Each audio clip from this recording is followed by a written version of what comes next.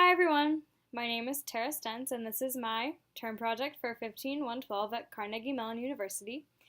So, I basically made a little music composition program called Tara's TuneMaker that allows you to compose music, and I think that the most unique thing about my program is that it lends itself to composing music in a variety of different ways for a variety of different users, basically.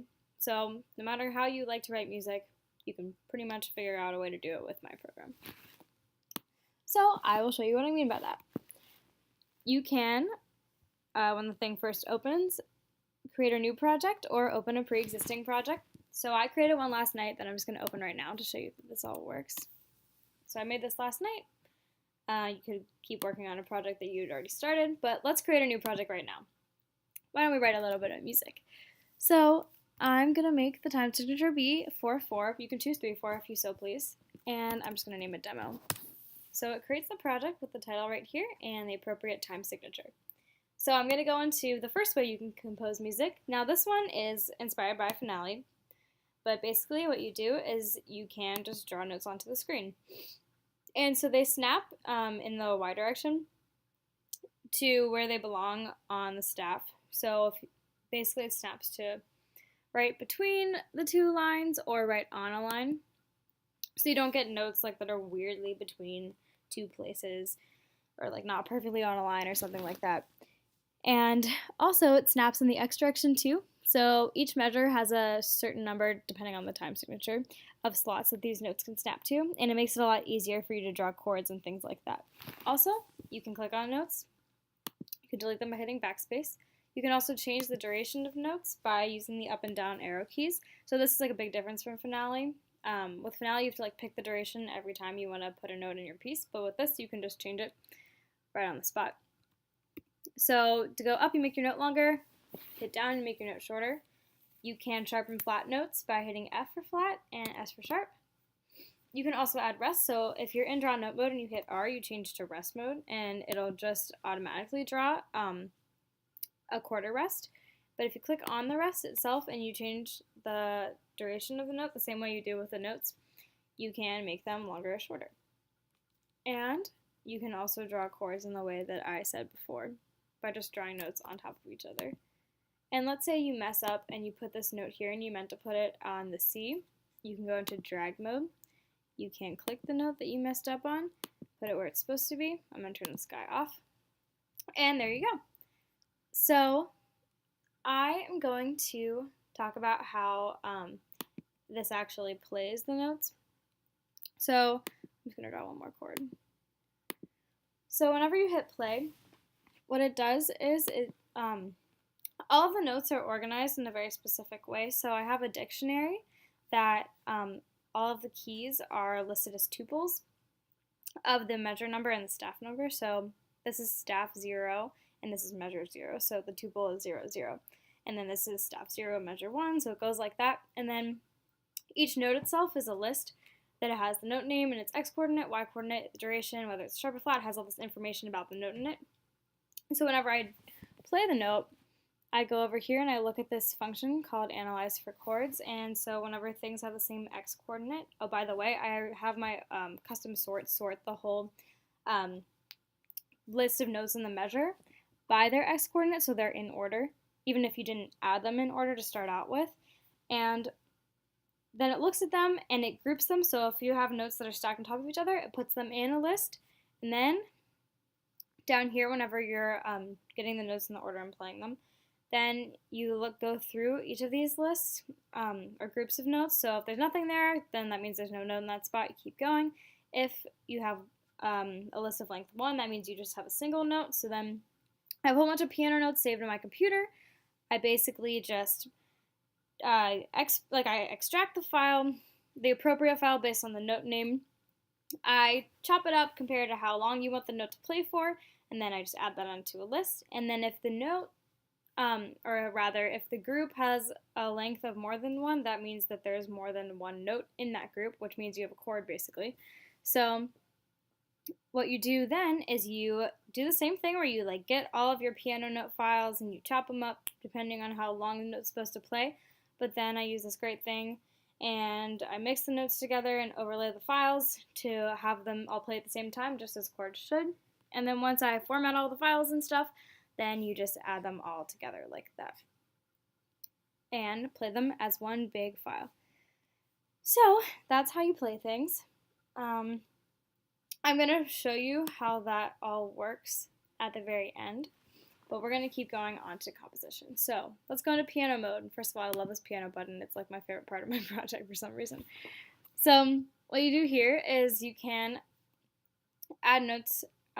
This is just like an 88 key piano I drew in Tkinter. You can play it. If you like a particular note that you just played and you want it to be in your piece, you hit this plus button. I'm going to move this down so we can see what we're doing. And now, even if you have no idea where the note you just played is supposed to be on the staff, my program will figure it out for you and just draw it. So we played a D, so it's going to draw a D. And I think that this is a really, really important part of my program because some people can't read music on staff.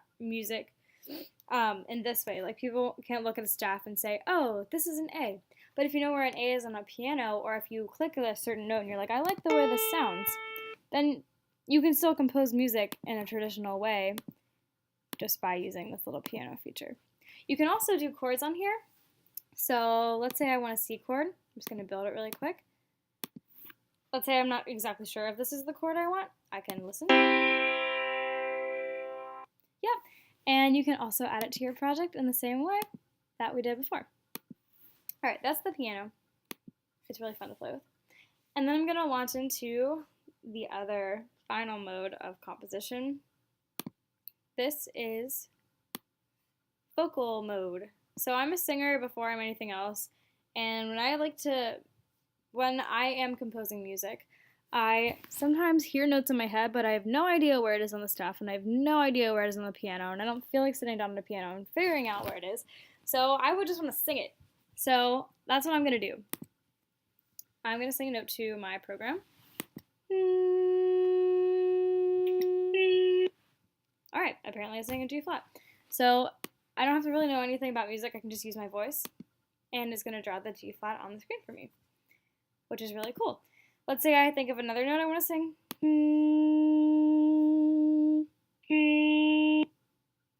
E flat. Now it'll draw that onto the screen. So that's how that works. You can also hit this plus button if you want to save a note for later and draw it on at a different point. Even if you sing more notes, it'll still remember that one. I'll show you that with chords. So another thing you can do, this is my favorite, this is like the beginning of my project, the inspiration, is this will make a chord around your voice. So say whatever note you want, you can pick what kind of chord and what inversion you want and just go for it.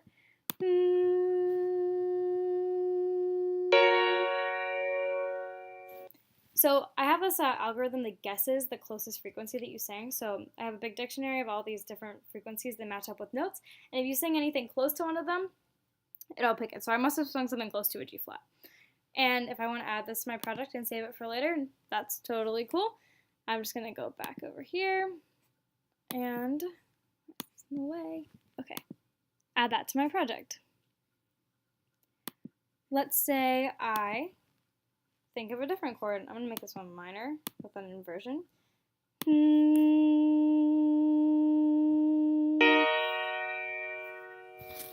Ooh. So I want to add that one. So that's an E flat with an inversion in it. So this guy's, see the E flats up there. And then let's say I change my mind, I want to go back to G. And I'll just add G's again. So I'm going to play this whole thing. I have no, it's probably not going to sound very good, but we might as well play it anyway. So here we go.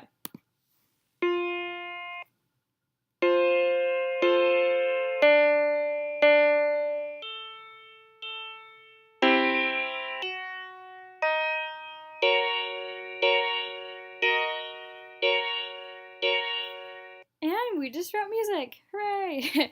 Oh, one final thing is if you're on chord mode, you can pick a chord from this chord wheel. And this is just a way of composing. So this doesn't play the chords, but if you're writing music guitar style and you have a melody you want to write here, and then you just like want to indicate what chord you want, like up here. So if you were like to play guitar, then you can just kind of write this in two. So if you were to print this out, it'll be really nice. Oh, one final thing is you can have multiple pages. So you're not limited to just these 7 staffs of music. You can have as many as you want. I can go on for like forever and it'll just like go back. So this is how you move forward. This is how you move back. And let's save it. This is the help screen if you forget everything I just told you, by the way. Okay. I'm going to reopen it to show you that demo exists and it looks exactly like we just made it. There it is. Hooray! Thanks for composing music with me. I hope you enjoyed my term project. Bye!